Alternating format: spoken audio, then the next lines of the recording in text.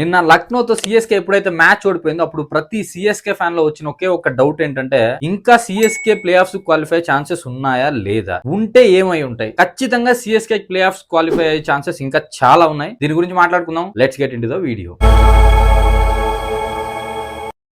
Hello guys, welcome back to Crick stories. CSK play offs qualify అవడం ఇంకా chances ఉంది. Better chances ఉన్నాయి, అంత వర్స్ట్ కేసు అయితే కాదు. ఎందుకంటే సిఎస్కే ఆల్రెడీ 12 పాయింట్స్ లో ఉంది. 2 మ్యాచ్లకు 2 గెలిస్తే 16 పాయింట్స్ కి వెళ్తుంది. అండ్ పంజాబ్ ఒక్క మ్యాచ్ ఓడిపోయిన 15 పాయింట్స్ లో ఉంటది. కాబట్టి CSK has the best chance. And RR ఒక్కటే సిఎస్కే కొంచెం టఫ్ ఫైట్ ఇస్తుంది. ఎందుకంటే వాళ్ళకి 3 మ్యాచెస్ పెండింగ్ ఉన్నాయి. వాళ్ళు 3 ఒకటి ఓడిపోతే ఖచ్చితంగా సిఎస్కే ఛాన్స్ ఉంటుంది. సో ఇప్పుడు మనం సిఎస్కే గురించి మాట్లాడుకుంటే సిఎస్కే కి నెక్స్ట్ 2 మ్యాచెస్ ఎవరితో ఉంది? ఒకటి సన్ రైజర్స్ తో హోమ్ లో, ఇంకొకటి గుజరాత్ తో అవే. ఫస్ట్ రెండిట్లో గెలిచింది అనుకుందాం, ఈజీగా క్వాలిఫై అయ్యే ఛాన్స్ ఎక్కువ ఉంటాయి. అండ్ గుజరాత్ ఒక మ్యాచ్ గెలిచిన సిఎస్కే మీద ఓడిపోతే సో గుజరాత్ టాప్ 2 లో ఒక ప్లేస్ లో ఉంటది. And CSK mostly 4th place లో ఉండే ఛాన్స్ ఎక్కువ ఉన్నాయి with 16 points. And run rate మీద డిపెండ్ అయి ఉంటుంది, 4th లో ఉంటుందా 3rd లో ఉంటుంది అనేది. అటు సన్ రైజర్స్ 2 మ్యాచ్లు ఉన్నాయి. సో సిఎస్కే 2 మ్యాచ్లు గెలిచిందంటే దాని మీనింగ్ సన్ రైజర్స్ ఒక మ్యాచ్ ఓడిపోయిందని. సో సన్ రైజర్స్ కిందకి నెట్టి సిఎస్కే 3rd ప్లేస్ కి వెళ్ళొచ్చు, లేదా రన్ రేట్ కొంచెం అటు ఇటుగా ఉంటే 4th ప్లేస్ లోనే ఉండొచ్చు and sun Risers 3rd place లో ఉండొచ్చు. ఇది ఒక సినారియో.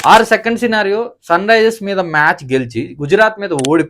ఎందుకు గుజరాత్ మీద ఓడిపోతే అంటున్నా అంటే అహ్మదాబాద్ లో match Gujarat versus Chennai. So Ahmedabad లో గుజరాత్ ఏ విధంగా బౌలింగ్ చేస్తుంది, ఏ విధంగా ఆపోజిట్ టీమ్స్ ని డిస్మాటిల్ చేస్తుంది అనేది మనం ఆల్రెడీ చూసాం. పెద్ద పెద్ద టీమ్స్ అన్నిటిని కొట్టి ఇప్పుడు టాప్ 2 లో కూర్చొని ఉంది గుజరాత్. గుజరాత్ ని అహ్మదాబాద్ లో ఓడించడం కొంచెం కష్టం.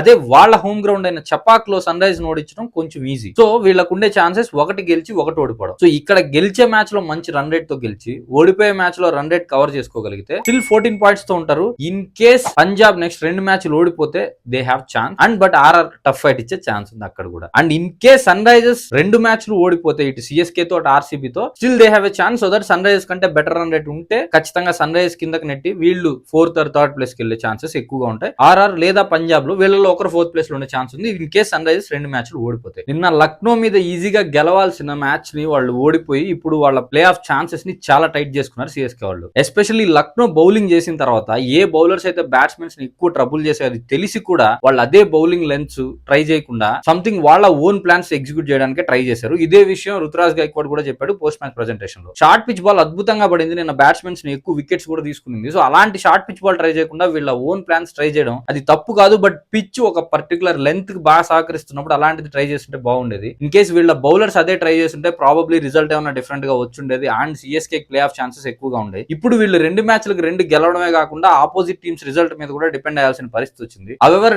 బాటమ్ ఆఫ్ ద టేబుల్ ఉంటుంది అనుకున్న సిఎస్కే ప్లే ఆఫ్ ఛాన్సెస్ కి రావడం, ఈజీగా ప్లే ఆఫ్ క్వాలిఫై అయ్యే పరిస్థితి నుంచి ఇప్పుడు మళ్ళీ కొంచెం కష్టమైన రోజులు రావడం మంచి సినిమాటిక్ గా ఉంది సిఎస్కే ప్లే ఆఫ్ ఛాన్సెస్. సిఎస్కేనే కాదు అటు ఎస్ఆర్హెచ్ గానీ పంజాబ్ గానీ రాజస్థాన్ గానీ అందరి పరిస్థితి ఇలానే ఉంది. సో హౌఎవర్ టాప్ 6 లో ఏ 4 అయినా క్వాలిఫై అవ్వచ్చు ఎండ్ ఆఫ్ ద డే. మరి చూడాలి ఏ 4 క్వాలిఫై అవుతాయి. మీరైతే సిఎస్కే ప్లే ఆఫ్ క్వాలిఫై అవుతుందా లేదా అనేది కమెంట్స్ లో చెప్పండి. That's it about this video. Thanks for watching my video. Please like, share and subscribe to Crick stories.